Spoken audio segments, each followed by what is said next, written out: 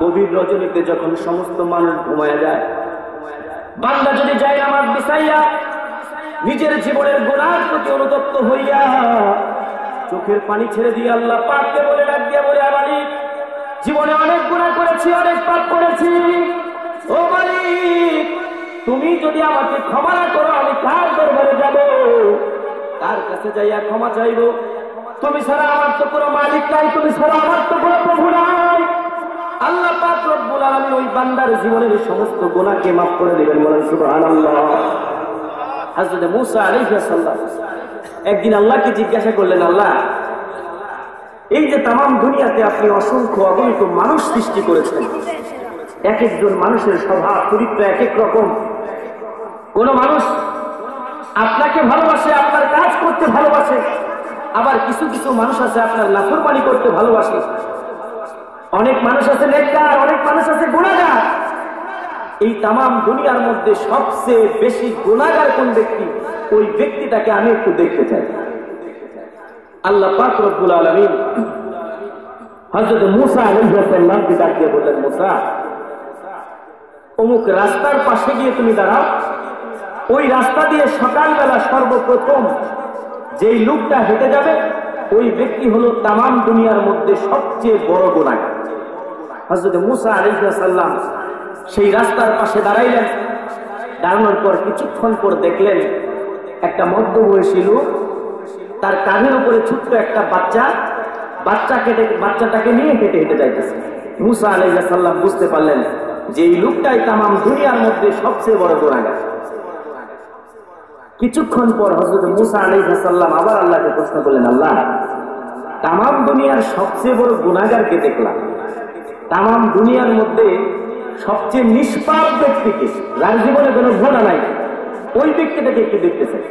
আল্লাহ পাক বললেন, মূসা বিকালবেলা তুমি ওই জায়গায় আবার দাঁড়াইবা, বিকালবেলা সবার শেষে এই রাস্তা দিয়ে যে ব্যক্তিটা যাবে ওই ব্যক্তি হইল নিষ্পাপ একজন লোক, তার জীবনে কোনো গুনাহ নাই।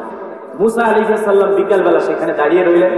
অনেক লোক চলে গেল, সবার লাস্টে যেই লোকটা গেল, মূসা আলাইহিস সালাম দেখেন ওই লোকটা হলো সেই ব্যক্তি সকালে যেই ব্যক্তি গেছিল, বিকালবেলা ওই ব্যক্তিটা এই রাস্তা দিয়ে সবার শেষে দেখে।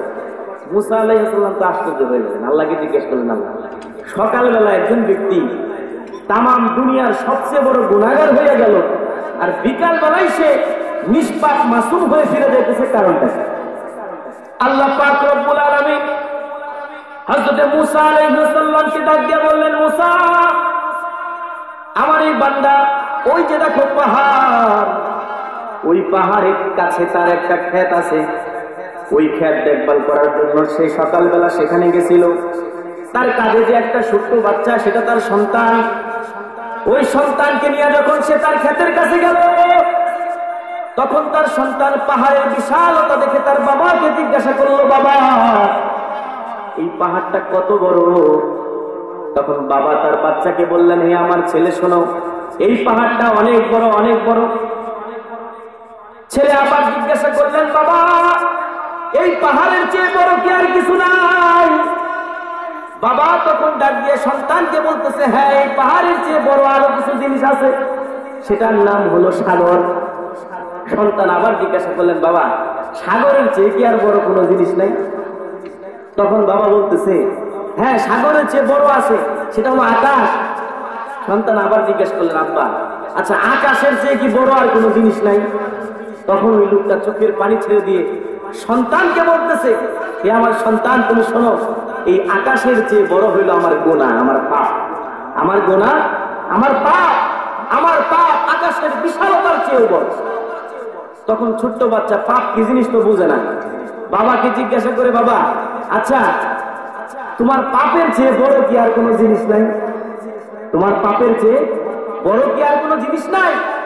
তখন ওই বাবা কেঁদে কেঁদে সন্তানকে বলতেছে, হ্যাঁ আমার গুনার চেয়ে অনেক বড় আরো জিনিস আছে, সেই জিনিসের নাম হলো আল্লাহ পাক রব্বুল আলামিনের রহমত। আল্লাহ পাক রব্বুল আলামিনের রহমতের চেয়ে বড় আর কিছু হইতে পারে না। আল্লাহু আকবার বলেন। আল্লাহ পাক রব্বুল আলামিন মূসা আলাইহিস সালামকে ডাক দিয়ে বললেন, মূসা এ মূসা আমার বান্দা যখন আমার রহমতের দিকে ফিরে আসছে আমি আল্লাহ পাক রব্বুল আলামিন তার জীবনের সমস্ত গুনাহ মাফ করে দিয়া, হে মুসা আমি তাকে গুনাহগারের খাতা থেকে তার নামটাকে কেটে দিয়া, আমি তাকে নিষ্পাপ মাসুম বান্দাদের খাতায় নাম লেখায় দিয়েছি। জোরে জোরে বলেন সুবহানাল্লাহ। সবচেয়ে বড় ক্ষমাশালী হলেন আল্লাহ পাক রব্বুল আলামিন। আল্লাহ পাক রব্বুল আলামিন বলেন, আমি ক্ষমাশীল, আমি ক্ষমাকারীকে পছন্দ করি। আমি ক্ষমাশীল, আমি ক্ষমাকারীকে পছন্দ করি। আজকে আমরা একজন আরেকজনকে ক্ষমা করতে জানি না, একজন আরেকজনকে ক্ষমা করতে জানি না, স্যাক্রিফাইস করি না, কেউ কাউকে ছাড় দেই না।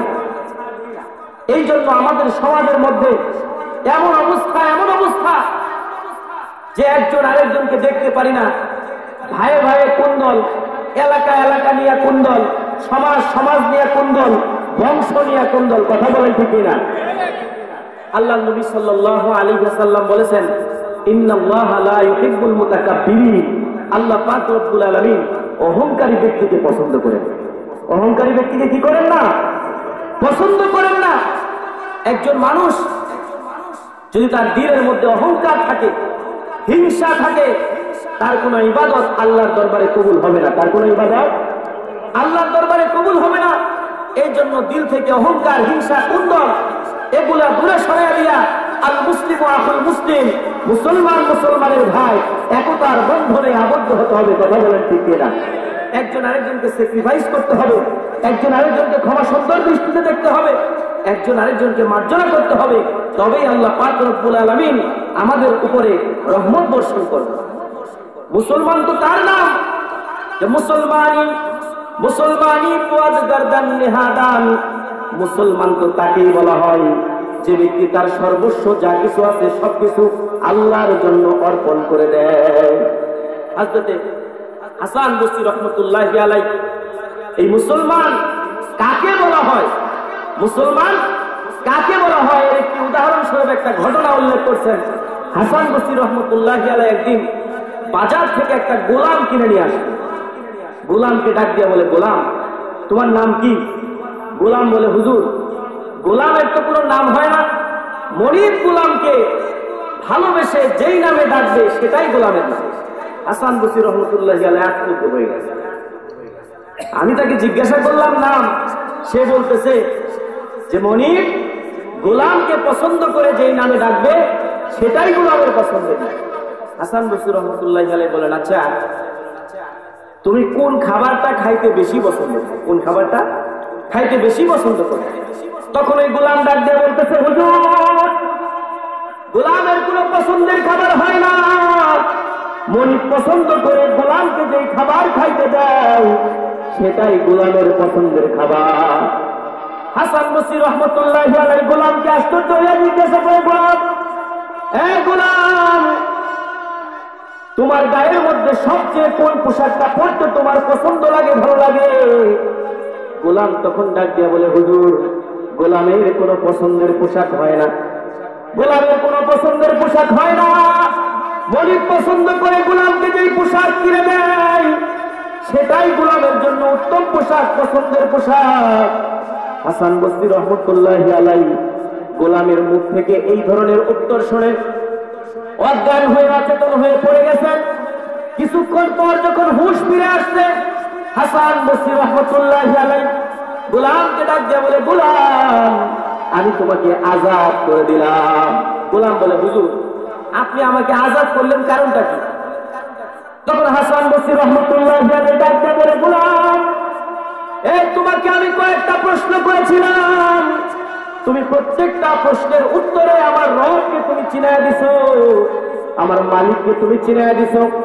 আমি বুঝতে পারছি আমার মালিক আমাকে সুখে রাখুক দুঃখে রাখুক, যে অবস্থায় রাখুক না কেন সর্ব অবস্থায় মালিকের শুকরিয়া আদায় করা উচিত। মালিক যদি খাওয়ায় রাখে তারপরেও শুকরিয়া আদায় করা উচিত, মালিক যদি না খাওয়ায় রাখে তারপরেও শুকরিয়া আদায় করা উচিত। কথা বলেন ঠিক কিনা? এই দুনিয়াটা হলো আর দুনিয়া মাযদাতুল আখিরাহ, দুনিয়া হলো আখিরাতের খেতস্বরূপ। আল্লাহ নবী সাল্লাল্লাহু আলাইহি ওয়াসাল্লাম আরেক হাদিসের মধ্যে বলেছেন, আদ-দুনিয়া সিজনুল মুমিন ওয়া জান্নাতুল কাফির। দুনিয়া হলো মুসলমানদের জন্য কয়েকখানা, কাফেরদের জন্য হলো সুখের ঠিকানা। কাফেরদের জন্য সুখের ঠিকানা জান্নাত, আর মুসলমানদের জন্য কয়েকখানায় থাকলে মানুষ যেমন নিজের ইচ্ছায় চলতে পারে না, দুনিয়াতেও কোনো মানুষ নিজের ইচ্ছায় চলতে পারে না। চলতে হবে কার ইচ্ছায়? জোরে বলেন কার ইচ্ছায়? চলতে হবে